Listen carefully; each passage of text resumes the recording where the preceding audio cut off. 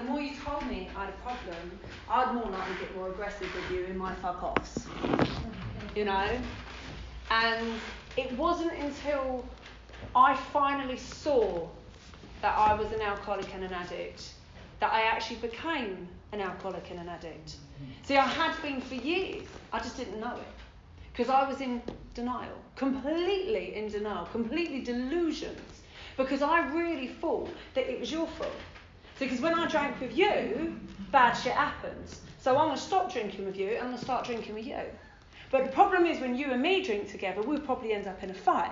So I'm going to stop drinking with you and I'm going to start going out with you and having a drink. But the problem is every time I go out with you, I come home with cuts and bruises I can't explain to no fucking shoes. Except I ain't Cinderella because Prince Charming sure as shit ain't shown up, let me tell you. You know? The reality is this, is at the end of the day, I tried countless attempts to prove that I wasn't an alcoholic. But the only person I was trying to prove it to was me. And I didn't even know that. And I didn't even know I was proving that to myself. See, I changed my drink. I changed who I drank with. I changed the time I drink. I changed my drugs. I changed who I drugged with. I changed where I went. I mean, I remember coming home from the pub. Well, actually, no, I'm lying. Look at me lying straight away. I don't remember coming home. I was in blackout. And to this day, I still have no recollection of it. I remember being in a pub with my mate. We had a bottle of red wine, because we're classy ladies, don't you know? And I remember shots. And after that, everything's gone. Until I wake up the next morning in casualty, feeling like I've been hit by a fucking train and no idea why I'm there. And I have a nurse who's actually quite horrible to me. And of course, like, why would you do that? Why would you be horrible to me? I feel like I'm dying. You know, and I have no idea how I got there or anything like that. When I got home, I remember calling up my then husband and going, like, you know, can you come and get me? And he's like, you could fuck off. And I'm like, oh, why is everyone being so mean? You know, I have no idea. And I come home and my kids don't want to talk to me and I'm like, oh my God. So you know that people talk about the blanket of self-pity? I got me a onesie, zoop, hood up, everything. I'm like, oh my God, this is so sad. And I didn't understand why. I had no idea why. A few days later, I finally got it out of my then 11-year-old daughter, what had happened. And I'd come home from the pub, absolutely wrecked. I'm sure most of us can relate to that, can't we? I was making all kinds of noise, banging about this, that and the other, and she was having a sleepover, which of course I'd forgotten about with her mate in the living room. And she's come out to tell me to be quiet, because obviously I'm embarrassing her. And I've told her to fuck off. How dare she? She's making all kinds of noise, go to bed. She's like, I'm trying to go to bed, but you're making all kinds of noise, Mum. You know, because she's embarrassed. And I'm screaming and shouting at her and all sorts and being really quite horrible. And I remember, and I had this, again, I don't remember, I was told, I had a glass in my hand, now and then one thick IKEA ones, and really thick ones. And as I walked, I tripped out, I caught my foot on the bike, fell back, the glass went on the ground, and then I landed on the glass, right? And this is how I ended up in casualty. But because I was so out of it, I told them I fell downstairs, so they didn't clean it out, and I actually ended up with an infection on my head because I had a bit of glass in, you know.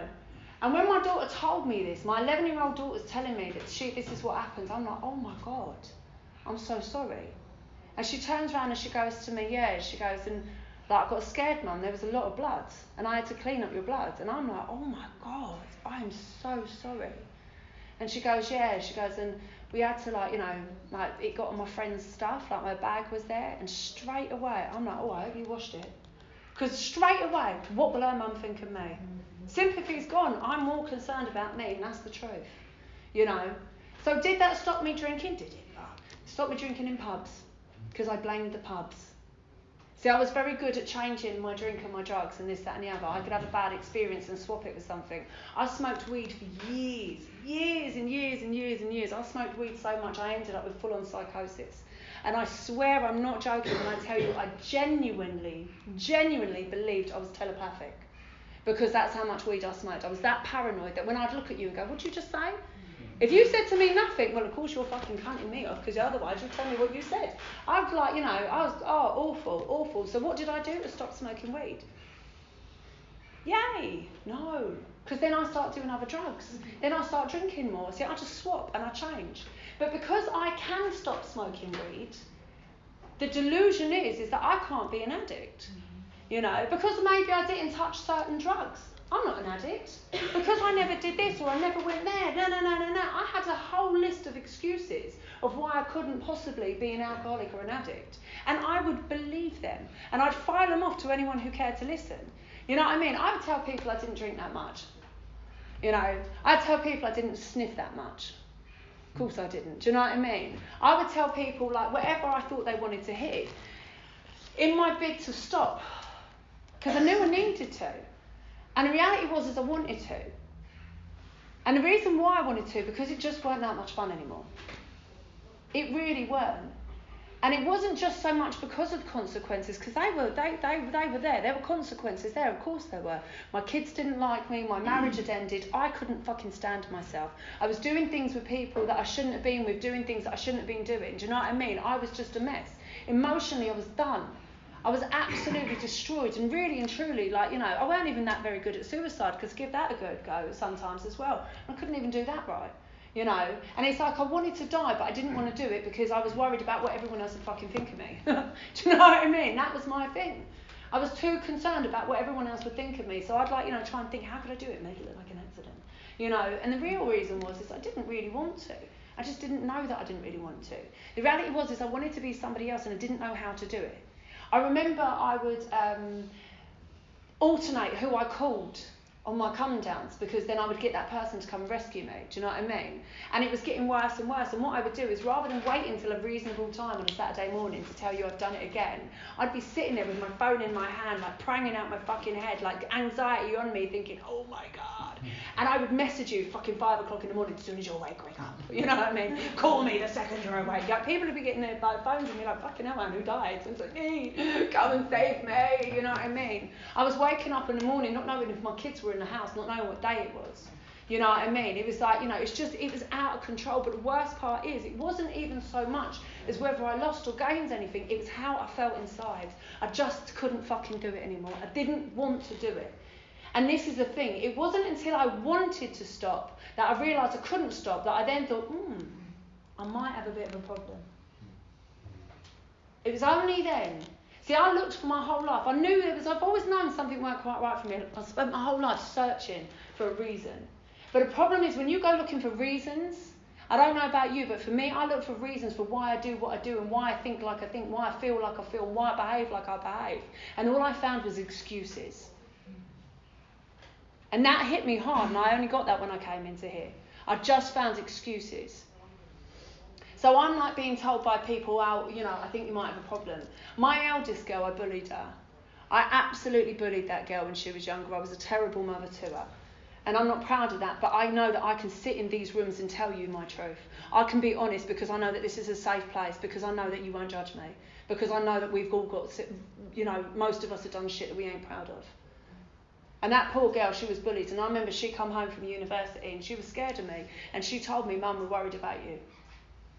And I remember her saying to me, Mum, we're worried about your drinking. And I was like, how fucking dare you? How dare you? Because all I could hear in my head is you lot talking about me. How dare you? And I went absolutely mad, and she never mentioned it to me again.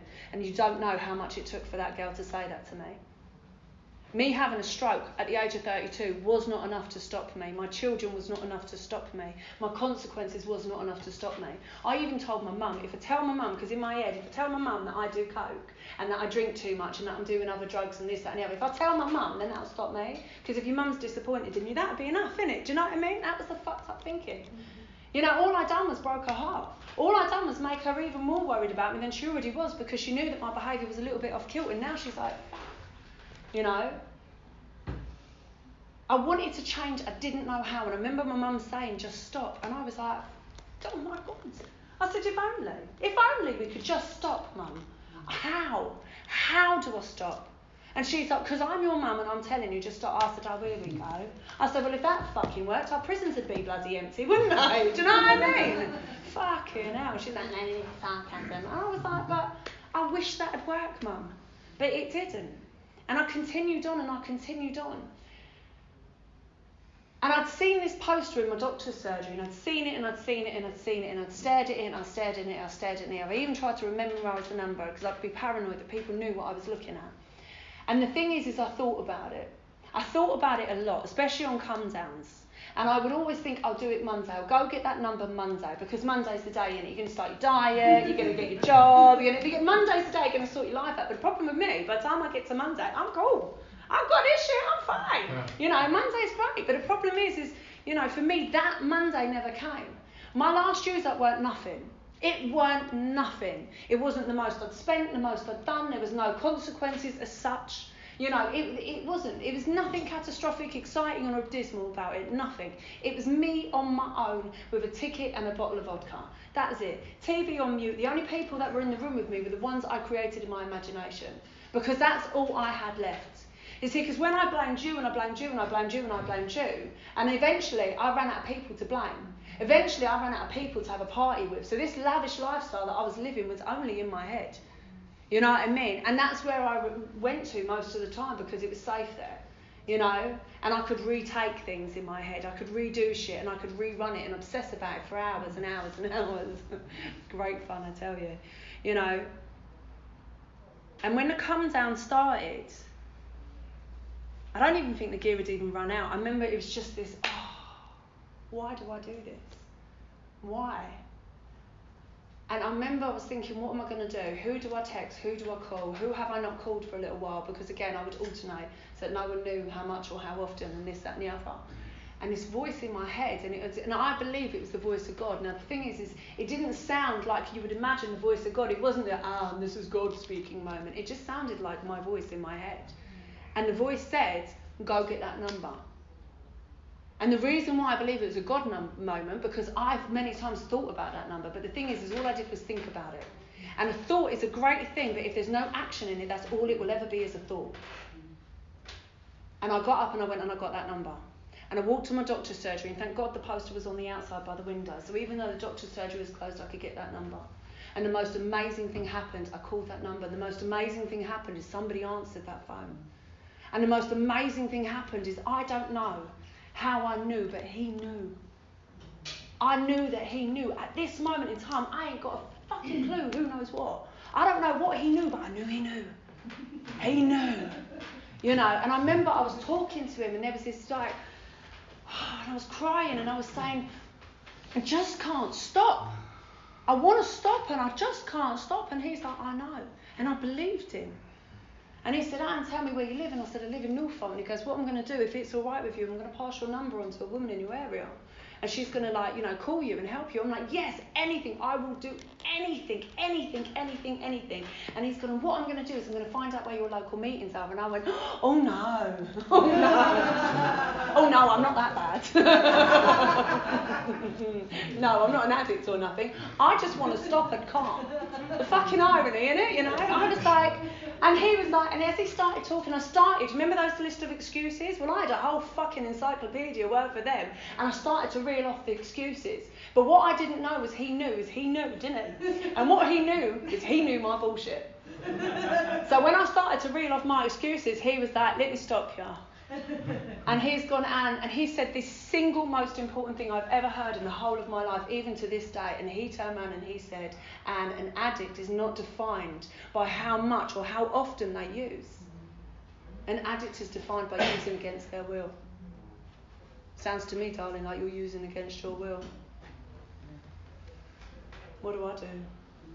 See, I had no argument to that. I had no comeback. I had nothing. My argument, my surrender was right there, right then. And he said, I'm going to give your number to a woman in your area and she's going to call you up. And she did. And she arranged to meet me. And I remember phoning my mum and telling her and saying to my mum, I've done it again. And I just remember that, It was that pain, it was that disappointment. She wasn't even angry. She didn't even have a go at me. It was just, And I was like, Mum, wait, it's different this time. I'm going to get help. I'm going to be all right, Mum. And I don't know how I could say it with so much conviction in that time. I have no idea, but I weren't wrong. And that woman, I told my mum, I said, I need you to come round to watch the kids so that I can go to a meeting. And my mum come round and I went to my first meeting. And while this woman picked me up, and I live in West London, and we were going to a meeting in East London, right? And the reason why we're going to a meeting in East London is because she had to meet another newcomer. I wasn't the only newcomer. And I tell you one thing, God knew what he was doing. God really knows what God's doing, yeah? So I'm going from West London to East London. We're in the car, I'm chatting away to her. She's an amazing woman. I think she's great. We're talking, we're getting on, I'm excited, I'm nervous, I'm shaking, I think she's brilliant, she's a brilliant human being and everything like that. And she goes and she's telling me about the meeting. I'm like, yeah. She tells me about 12 steps. Oh, yeah. All that. Talks to me about God. Oh, I'm fine with God. I don't think God likes me very much. But yeah. And she goes and we abstain from all mind-altering substances. And I'm like, oh. Okay. And my head goes, I'll never be able to do MDMA again. Ooh, okay. It's a bit of a payoff, but I'll go with it. Okay. And she goes, and that includes alcohol. The fuck? I was like, what do you mean? Hold on a minute. So when you okay. So when you say never, do you mean never ever, amen, never? Or do you mean never ever, not for now? Please be never ever, not for now. Please be never ever, not for now. And she looked at me and she laughed and she said never ever, amen. And I was like, fuck that. And all I could think of is this bitch is crazy. Fuck this shit, no. And I remember looking at the bus stop as I was driving past to see what number it was, right? Because I was thinking, I'm going to get out of this car fucking giving up alcohol. Fuck that shit, bullshit, nah. By the way, I didn't realise I was an alcoholic at this time. I just thought I'd throw that one in. And I was sitting there and I looked at the bus stop and you know what the reason, the truth is? This is the truth. I had a choice. I either got out and made my own way home from wherever the fuck I was between West London and East London, or I stuck it out with crazy and got a lift home. I stuck it out with crazy to get a lift home because I am that fucking lazy. I would rather get a lift home with this crazy bitch. And I'm so glad I did. I'm so glad I did because I walked into this meeting, I was shaking like a leaf. I'd cried my eyes out throughout, but there was something. There was something in that room that I couldn't deny, and it was powerful. And they said, keep coming back. And I was like, really? You know, there was this woman sat in a corner, I remember it clear as day. She was 27 years clean and sober, 27 years. And I look at her and I'm thinking, oh, you poor cow, you must be well bored. You can't have a life. I'm judging the life out of this woman for being 27 years clean and sober. Why would you stick around? Like, I thought I was going to do a 12-week course, get a certificate and off I'd bob. And you lot are like, no, you've got to stick around. I'm like, why? Oh, you've got to get a commitment. Fucking what? You've got to stick around and help other people. Why? I don't want to be your mate. No offence. I don't want to be your mate. I don't want to be part of your committee. And even if I did want to, I know what I'm like. I give up on everything. I'm the sort of person, I'll go to the gym, I'll go out and buy all the fucking gear, all the shakes and everything like that, do it for a week and stop. I don't think I'm going to be able to do this. Whether I want to or whether I need to or not, I don't think I can do this. You seem like very nice people, a little bit crazy, but okay. But I was told to keep coming back because what had happened between that Saturday and the Sunday and the Monday, and I went back onto a meeting on a Tuesday, I hadn't drunk and I hadn't used. That was a bit weird, wasn't it? And I remember going to another meeting and there was a guy there and he was 13 years clean and sober. And straight away I'm thinking, fucking hell, he must be well bad. You know, if he's got to still keep coming back. I didn't get it, I didn't understand it. But I kept coming back. Because then after that Tuesday, I went clean and sober from the Wednesday, the Thursday, the Friday, onto the Friday evening. I was still clean and sober. Fucking hell, this is alright, isn't it?